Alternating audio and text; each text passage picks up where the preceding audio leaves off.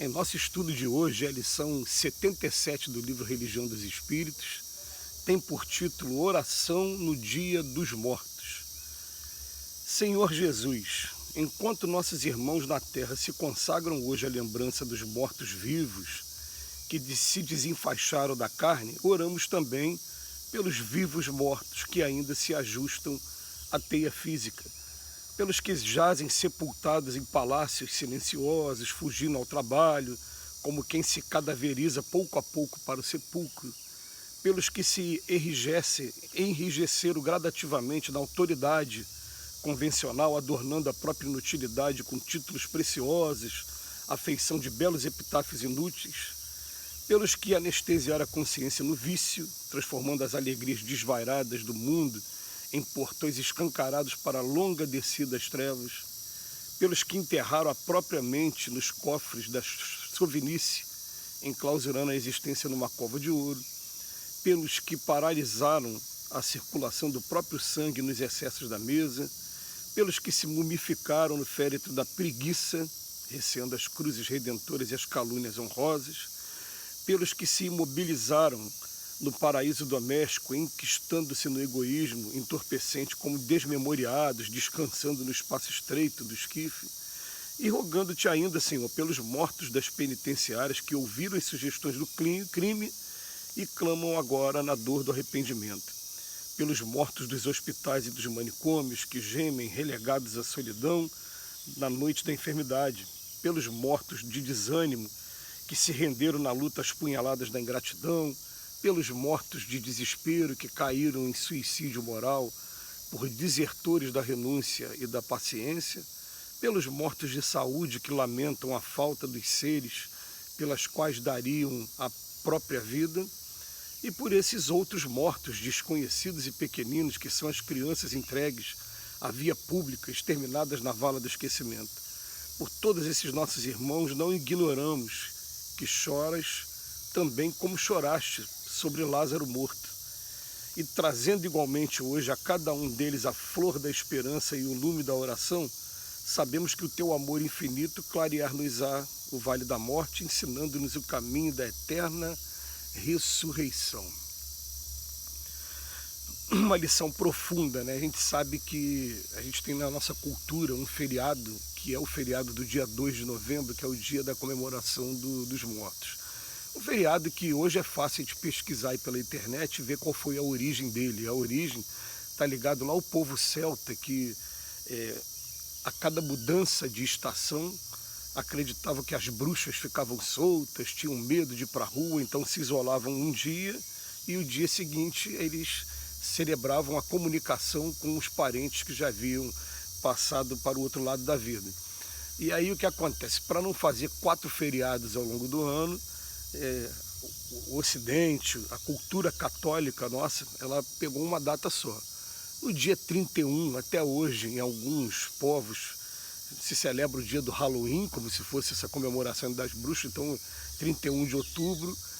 Quando chega no dia 1º de novembro, primeiro faz um feriado de Todos os Santos, considerando Todos os Santos os membros eclesiásticos da igreja. E depois, no dia seguinte, o dia de finados. É um dia que normalmente as pessoas vão a cemitérios, e o cemitério, às vezes eu costumo brincar que fica parecido com feira mesmo, porque você encontra barracas em que se vende, uma barraca vende flores, a outra vela e a outra pastel com caldo de cana, salgadinho, e você encontra um ecumenismo impressionante, né? Porque você, quando entra no cemitério, você vai ver padres, pastores, pais de santos, membros de religiões diversas naquele momento, reunindo seus fiéis e fazendo suas reuniões, seus cultos, suas missas ali. E é um dia que as pessoas vão visitar os túmulos, mas que a doutrina espírita vem mostrar para a gente que, na prática, a gente visita o túmulo a cada dia que a gente pensa nos nossos amigos que já desencarnaram. Então a gente presta homenagem a eles através do pensamento, e que o nosso pensamento, por ser a principal forma de comunicação com eles, é como se fosse você pegar hoje o telefone celular e fazer o telefonema para eles. E por isso, quando a gente vai falar desse tema, a gente sempre chama muito a atenção para que a gente possa ter um cuidado, um filtro com relação ao que a gente pensa dos nossos parentes que já desencarnaram, porque a gente pensou, eles estão sabendo por lá, estão sabendo o que está acontecendo. Mas o Emmanuel, para surpreender a gente, utilizando até a linguagem evangélica, porque nos evangelhos mesmo, lá Mateus, Marcos, Lucas e João, a gente vai ouvir passagens falando da vida eterna, da vida em abundância e falando sobre isso além da vida, mas também vai falar de morte. Emmanuel vem lembrar para a gente que existem vivos mortos.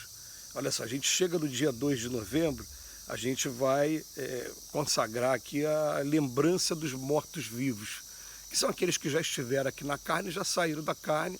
A gente considera morto porque já tem normalmente um caixão, uma lápide, uma epífita. O que acontece chega agora no vivos mortos. Esses vivos mortos, eles...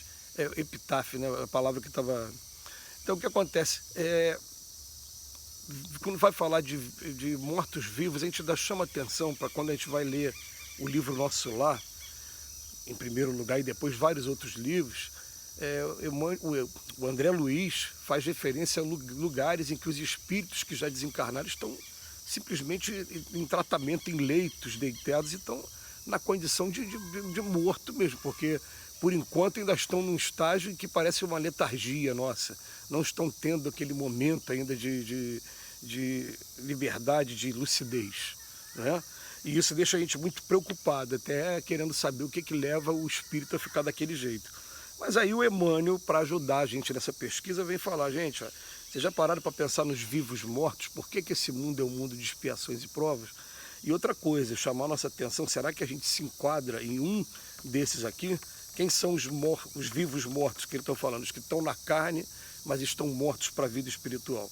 Ele vem trazendo que a gente pode tirar agora a letra que algumas pessoas comentam comigo às vezes, que é a linguagem que o Emmanuel utiliza, às vezes é uma linguagem complexa para algumas pessoas. Ele vem falar para a gente, ó, a pessoa está sepultada em palácios silenciosos fugindo do trabalho. Daí vai se cadaverizando, fugindo do trabalho. Aliás, ele vai falar sobre isso duas vezes, que daqui a pouco ele vai falar da preguiça também. Depois ele fala daquele que está investido na autoridade, enchendo a sua parede, o seu currículo de títulos preciosos, mas que na verdade não estão sendo utilizados, são inúteis, estão sendo utilizados para o bem de ninguém. Ou então aqueles que anestesiaram a consciência no vício, esse sim está numa prisão sem cárcere sem grades, como fala. Depois ele fala, né, aqueles que enterraram a própria mente nos cofres da sovinice, agora juntando patrimônio, né? Depois os que paralisaram a circulação do sangue nos excessos da mesa, com os problemas com a gula, também é outra questão bastante grave para a gente pensar aqui. Depois ele vem falar sobre a preguiça, os que estão dentro do paraíso doméstico somente no egoísmo, estão aí colocando o que a gente chama de ofendículos, né, que são essas defesas que a pessoa coloca, antes era caco de vidro, hoje as pessoas colocam cerca elétrica, câmera, serviço de monitoramento, se isolando de tudo. E depois ele fala das pessoas que estão nas penitenciárias, nos hospitais, nos manicômios, ou que estão no desânimo, depressão, no desespero que faz com que ele fuja das obrigações dele com a família, com os filhos, com o trabalho, ou então uma saudade muito grande porque perderam os seres contato direto com os seres que eram o motivo da sua alegria. Enfim, esses mortos são entregues, são crianças entregues à via pública também, exterminadas na vala do conhecimento. Emmanuel traz um repertório vasto de mortes que a gente encontra aqui na Terra, e até fazendo um convite para a gente, quer comemorar bem também o dia dos mortos, esse dia de finados, que a gente possa estar dando uma atenção, começando a despertar os nossos corações para estar dando atenção a essas pessoas, esses nossos irmãos que precisam realmente muito de ter o Evangelho de Jesus e ter energia, ter vida. E a gente fica emocionado aqui, mas a gente agradece a Emmanuel mais uma vez por sua reflexão, pedindo a Jesus que nos ampare hoje e sempre.